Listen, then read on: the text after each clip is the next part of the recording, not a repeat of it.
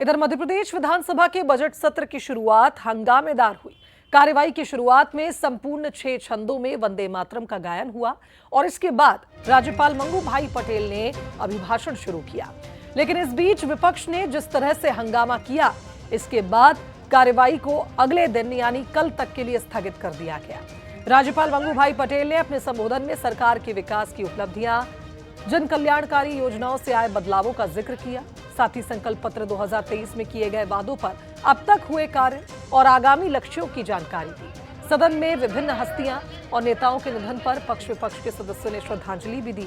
लेकिन अभिभाषण के दौरान जिस तरह से विपक्ष ने हंगामा किया, उसे देखते हुए कार्यवाही कल तक के लिए स्थगित कर दी गई।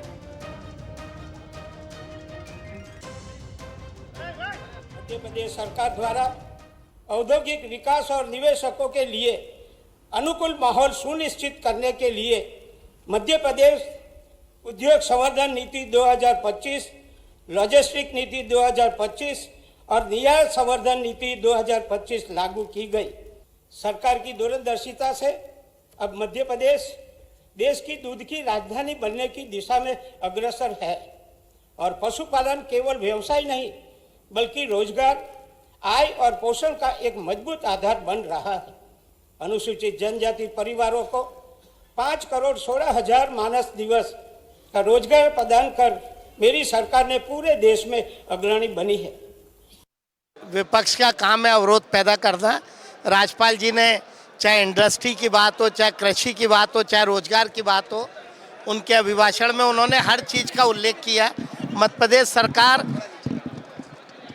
हर मामले में आम जनता के हित में काम कर रही है। उन्हीं सब बातों का जिक्र राज्यपाल महोदय ने किया। विरोध कर रही तो कोई मुद्दों पे विरोध करें, कोई बात नहीं। महामहिम राज्यपाल महोदय का अभिभाषण हो रहा था, अभिभाषण को पूरा पढ़ने नहीं दिया जा रहा, बीच में विरोध कर रही। कांग्रेस की अनुशासनहीनता स्पष्ट दिखाई दे रही। कांग्रेस एकजुट है नहीं, इधर दिल्ली में विरोध करती है, इधर यहाँ विरोध करती। विरोध के अलावा कांग्रेस के पास है नहीं। कांग्रेस को भारत के संविधान को पढ़ना चाहिए और लोक अधिनियम को कांग्रेस को पढ़ना चाहिए। कांग्रेस की ज्ञान की कमी होती जा रही है। ये ऐसे अवसर होते हैं, राष्ट्रपति का अभिभाषण, महामहिम राज्यपाल साहब का अभिभाषण, जिसमें मर्यादाओं का पालन होना चाहिए और उनका स्टेटमेंट सरकार का स्टेटमेंट होता है और पूरे आगे आने वाले वर्ष भर के लिए एक कार्य योजना उनके माध्यम से प्रदर्शित की जाती है। इस महत्वपूर्ण अवसर पर इस तरह की टोका टोकी करना, मुझे लगता है कि मध्य प्रदेश में विकास को लेकर कांग्रेस सजग नहीं है। उनका लक्ष्य है टोका टाकी करो, कार्यवाही बाधित करो।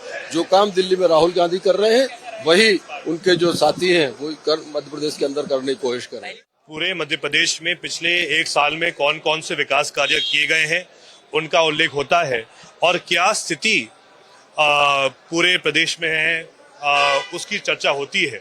और मैं बड़ा आश्चर्य था जब ये आज का अभिभाषण हुआ कि राज्यपाल महोदय बात कर रहे हैं कि वो 2028 में सिंघस के लिए शिप्रा नदी को में दूषित पानी से उसको मुक्त करेंगे।